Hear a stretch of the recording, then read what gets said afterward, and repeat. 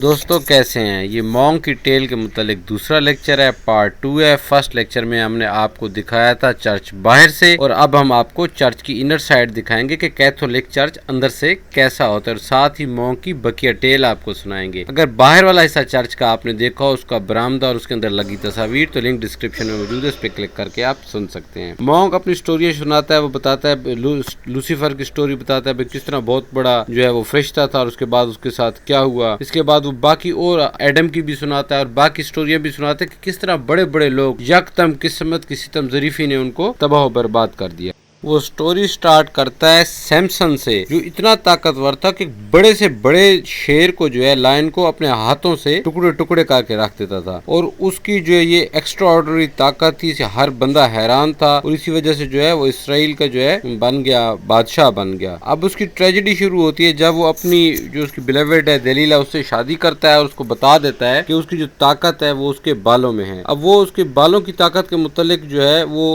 اس کے دشمنوں کو بتا دیتی ہے، اور اپنا جار بھی نیا بنا لیتی ہے، اور دشمن اس کے بال کاٹ دیتے ہیں، جس کی وجہ سے اس کی جو طاقت ہے وہ ختم ہو جاتی ہے، اور وہ کیا کرتے ہیں، اس کی آنکھیں بھی نکال لیتے ہیں، اس کو جیل میں ڈال دیتے ہیں، اور اس کی بہت بےعزتی کرتے ہیں۔ اور اب وہ قید میں ہوتا ہے، تو وہاں ایک دن دعوت عام ہوتی ہے، اور اسی دوران جو ہے سیمسن کی جو طاقت واپس آ جاتی ہے۔ اس کو محل کے دو بڑے بڑے جو مضبوط پلرز ہوتے ہیں اس کے درمیان باندھا گیا ہوتا ہے۔ جب اس کی طاقت واپس آتی ہے تو وہ دونوں ہاتھوں سے پلرز کو کھینچتا ہے، اور پلر نیچے گرتے ہیں، ساتھ ہی محل نیچے گر جاتا ہے، اور اس کے ساتھ ہی بہت سارے لوگ مر جاتے ہیں۔ 3000 پیپلز کہتے ہیں اس کے ساتھ ہی مر جاتے ہیں۔ تو یہاں مونک جو اینڈ بتاتا ہے، وہ کہتا ہے بھائی تمام ہسبینڈز کو چاہیے کہ اپنے جو ٹاپ سیکرٹس ہیں وہ اپنی بیویوں کو نہ بتائیں، جیسا کہ کسی سیانے نے کہا تھا کہ راز وہی ہے جو آپ کے اپنے سینے میں دفن ہے۔ اس کے بعد وہ میتھولوجیکل کریکٹر ہرکولیس کی بات سناتا ہے کہ وہ ایک استارہ تھا اسٹرینگتھ کا، اس نے کئی مملکتوں کو فتح کیا تھا، بیکاز اس کی طاقت کو کوئی بھی اپوز نہیں کر سکتا تھا۔ اس نے بہت بڑی بڑی بلاؤں کو، خونخوار جانوروں کو مار دیا تھا، لیکن کیا ہوا کہ اس کو محبت ہو گئی ایک لڑکی سے، جس نے اس کو ایک شرٹ بھجوائی۔ جیسے ہی وہ ہرکولیس نے شرٹ پہنی تو اس کی باڈی جو ہے جلنے لگ گئی، اس کی سکن جو ہے بون کے ساتھ پگھلنے لگ گئی، اور وہ مر گیا۔ اس سٹوری کے اینڈ پہ مونک کہتا ہے کہ انسان کو محتاط رہنا چاہیے، اور بعض اوقات وہ اس طرح سے اور اس طرف سے مار دیا جاتا ہے جہاں سے اس کو امید بھی نہیں ہوتی۔